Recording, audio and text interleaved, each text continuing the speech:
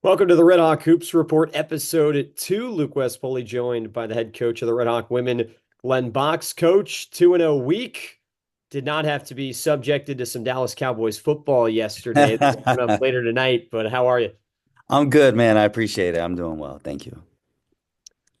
Just starting to recap this past week. I know you wanted to get off to that strong start against Tiffin, and you guys obviously did that, and that gave you the chance to dip into the bench, which is what you wanted to do.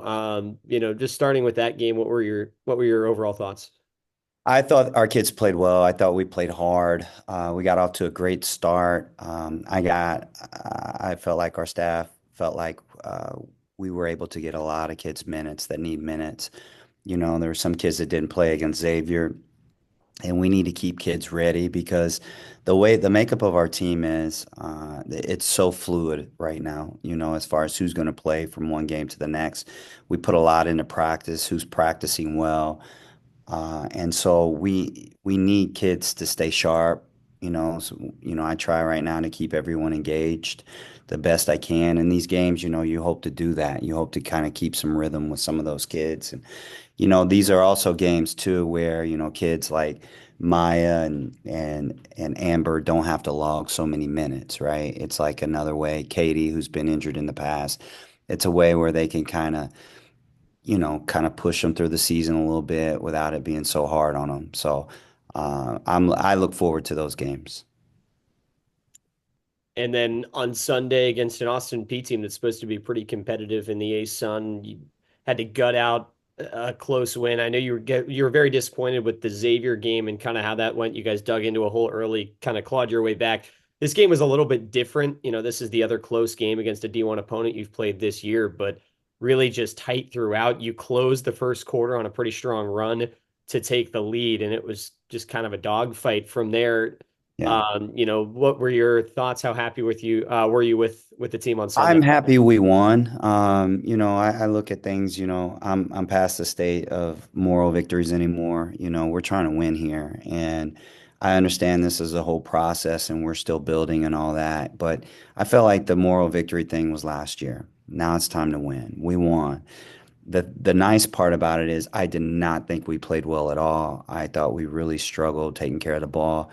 I felt like we struggled getting into our stuff, which was disappointing because I felt as though we were starting to turn the corner in practice. Of course, games aren't a practice, so we're still learning. The thing that I did take from it is that I felt that we were resilient. When things weren't necessarily going our way. Austin P made shots that Austin P can't make. And, our kids didn't hang their head. They kept fighting, clawing, even though things weren't going as smoothly on the offensive side. We missed a lot of layups. We make a layups, it's not a ball game, and so we do some of those things, just take care of the ball better than we did. We had so many unforced turnovers, just traveling, things like that. We get some shots there, like it's not a ball game, and so I was disappointed about that, but I'm happy we won and I'm happy our kids showed some toughness. So I appreciate that. Forced a lot of turnovers in the Tiffin game. There's, an athleticism advantage on your guys' side in that game for sure, but that kind of carried over. You mentioned you didn't Yeah. love how your team took care of the ball, but you still won the turnover battle. You forced 27 turns for Austin P Yeah. in that game. That feels like that's something that's really starting to solidify as part of this team's identity. Where does that come from? Uh, I'm still stuck on saying that's not our identity. But when you play hard and you do things the right way and you're in position appropriately, good things happen for you. And turnovers have been those good things. And so if we're not taking care of the ball, we darn sure better be able to get it back. And I feel like, our kids are glued into the defensive side. They're doing some really, really good things. They're talking. They're flying around. They did follow scouting report really well. Like I said, Austin P made some plays, to kind of keep them in it. And you have to give them credit. They fought hard, but I do think that as we continue to move forward, we're only going to get better defensively because there's just so much our kids really don't know. So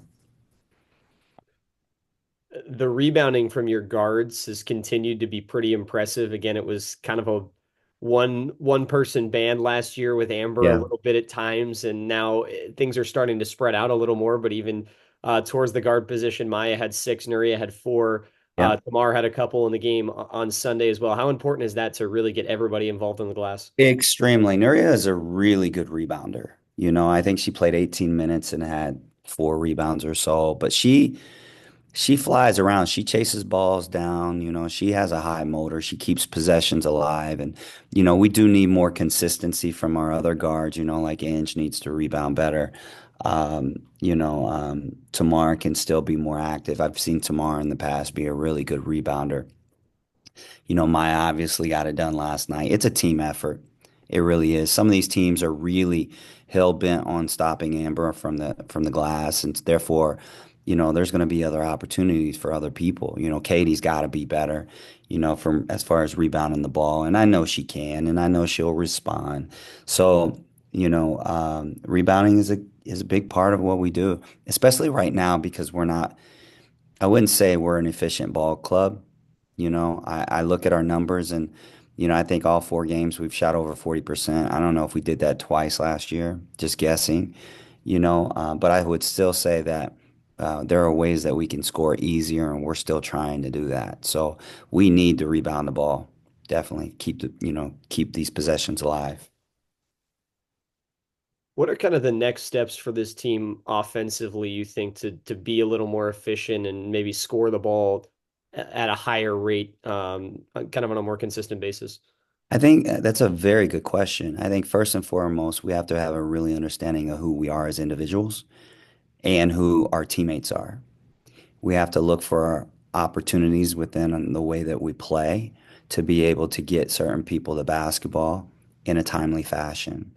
We have to be able to execute in regards to timing and understand where our catches should be, where our screens should be, angles should be, what we're looking for. I think sometimes gets lost in translation through effort, as far as what it is that we're trying to exploit, and expose the defense.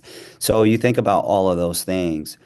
And I think last but not least, I think just be mindful of hunting space, and that's going to be a major topic tomorrow. I feel like we dribble into high crowded areas too often. We take one bounce too many in transition. If we can clean those things up and improve, we'll get better immediately. Have a little bit of a break here. You go Sunday to your next game coming up on Friday morning, which I Yeah. know has been a very unique game, of course, for the Miami women that you guys get to play every single year, and brings a really good atmosphere with some of the elementary school kids and such. You got Hiram coming in this week, another non-Division One opponent, chance to kind of tune up and get right, if you will, and how important is a game like this for your team and kind of the situation where you've said it throughout, maybe you don't feel like you're where you want to be right now to maybe get some of those systemic things right? Well, in a game like this, we try not to show too much. We're not going to run a lot of offense. When I say offense, I mean sets, things of that nature that are very scoutable. Those aren't our intentions. We do want to play hard. We want to play the right way. We want to be better in our spacing. You know, uh, we want to be able to take advantage of opportunities to get certain people the ball when we should get them. Those are things that really we're looking for in that game. And then last but not least, my ultimate goal is to play everyone, get them minutes, get them feeling good, continue to build confidence with our bench. I think that's really, really important, as we move forward. So that's what I'm trying to get out of the Hiram game. Never overlooking anyone, but those are my goals. Those are our goals. And you have this Hiram game coming up on Friday, but really there's a lot of practices and not a lot of games coming up for you guys right now. I'd imagine you've got this game and then you've got over a week off before you guys go to Western Kentucky to start December. How Yeah. important now are these next couple weeks for you guys in practice to really get going? This is a coach's dream. Like, coaches love practice. I love practice. And for me, when I look at all the deficiencies that we currently have with our team, it's an opportunity to fix these things, really narrow in our focus, concentrate on what we need to do. A lot of film study, so that we can become even better. Even our player development piece, we need to take to another level during this time. And I am totally looking forward to it. I hope to be another team by the time we get out of this, So I'm just thankful we were able to win last night. I felt this way last week after the Xavier game, and I'm just thankful we were able to beat Austin P and to give us time to move forward. So